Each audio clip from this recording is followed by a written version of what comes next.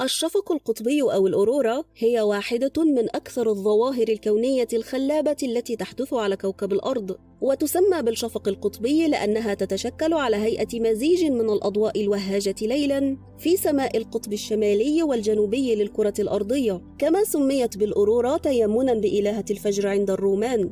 ويرجع السبب في حدوثها إلى الشمس، والتي تتسبب في انطلاق عدد كبير من الجسيمات المسماة بالإلكترونات والبروتونات بسرعة هائلة في الفضاء متصادمة بالكواكب المختلفة، وعندئذ يتصدى لها المجال المغناطيسي المغلف للكوكب ليجعلها تنحرف عن مسارها وتبتعد مثل ما يحدث على كوكب الأرض، إلا أنه في بعض الأحيان تكون تلك الانبعاثات ذات كميات هائلة تتغلب بعضها على المجال المغناطيسي للأرض وتخلق ما تسمى بالعاصفة المغناطيسية العكسية، مما يسمح لبعض من تلك الجسيمات بالانطلاق بقوة للداخل في قطبي الكرة الأرضية. ومع ذلك فإن دخول تلك الجسيمات للكوكب في حد ذاته ليس هو السبب المباشر لحدوث تلك الظاهرة الخلابة، بل هو اصطدامهم بذرات الغازات المتواجدة في الطبقات العليا للغلاف الجوي. ويعمل هذا التصادم على تحفيز الذرات حيث يجعلها تطلق فيضا مما يسمى بالفوتونات،